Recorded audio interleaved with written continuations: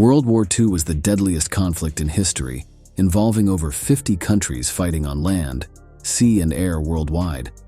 Cities like London, Tokyo, Berlin, and Hamburg suffered severe damage. The war, sparked by economic hardships after the Great Depression and unresolved tensions from World War I, began in 1939 when Nazi Germany attacked Poland. World War II was fought primarily between two major alliances, the Allies and the Axis powers. The Allies included countries such as the United States, the United Kingdom, the Soviet Union, China, and France, among others. The Axis powers were led by Nazi Germany, Italy, and Japan, with other smaller countries joining them later in the war. It ended in 1945 after the United States dropped atomic bombs on Hiroshima and Nagasaki, prompting Japan's surrender.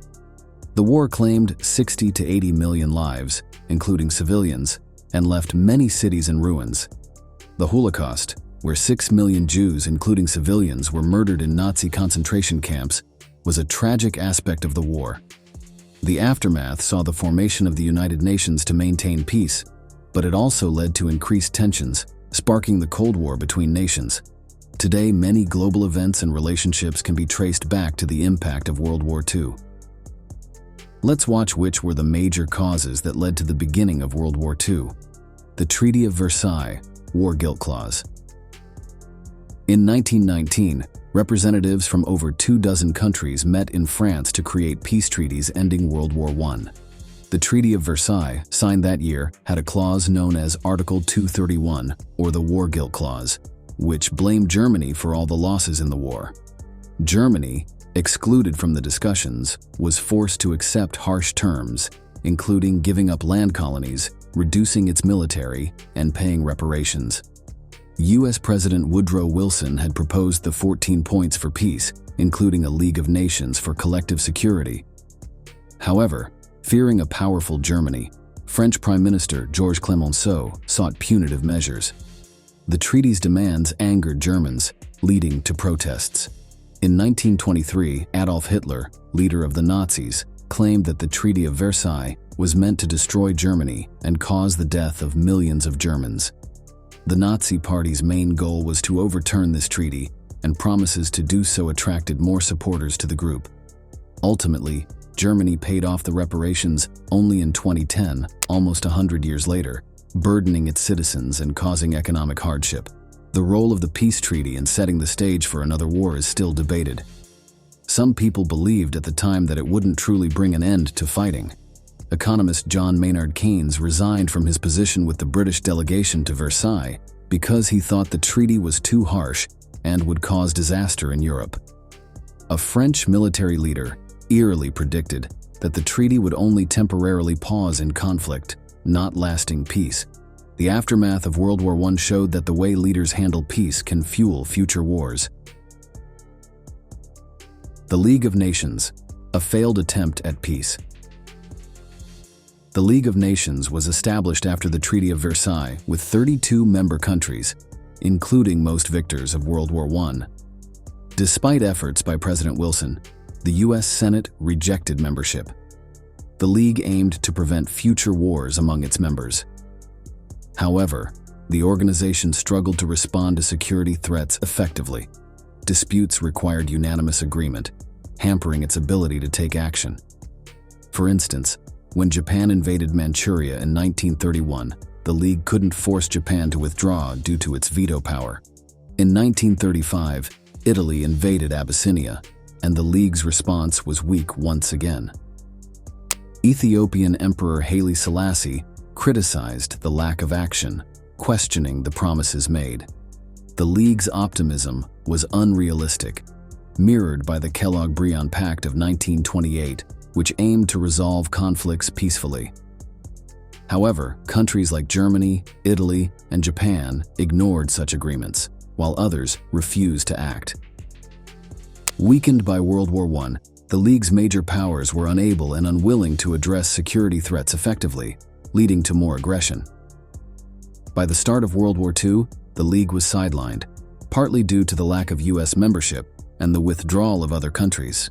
Though it failed to prevent war, the League progressed in global health and arms control, The rise of Adolf Hitler. Germany's journey to World War II began as World War I ended in November 1918. Some leaders refused to accept defeat and falsely blamed Jewish people and left-wing activists for the loss. The new democratic government, the Weimar Republic, was unfairly accused of causing Germany's defeat. The German economy faced severe crisis. Hyperinflation hit in the early 1920s, making money nearly worthless. The Great Depression in the late 1920s plunged Germany into chaos, with unemployment soaring. This turmoil led to a surge in support for the Nazi Party, which promised to reject the Treaty of Versailles, boost the economy, and expand German territory. In 1933, Hitler was appointed Chancellor by German President Paul von Hindenburg, who hoped to control him. However, Hitler quickly seized power, suspending civil liberties and ending democracy. As Germany's leader, he rebuilt the military, persecuted minority groups, and invaded other countries. Hitler's rise to power serves as a warning about the dangers of racism and extremism in politics. Japanese expansionism. Japan's surprise attack on Pearl Harbor in Hawaii in 1941 pulled the United States into another big war. President Franklin D. Roosevelt called it unexpected. But Japan's desire for more power had been brewing for a while. They wanted equality, but were rejected at the Treaty of Versailles in 1919.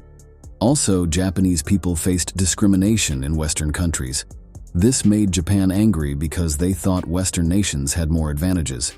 Japan had been taking over more land since 1895, starting with Taiwan.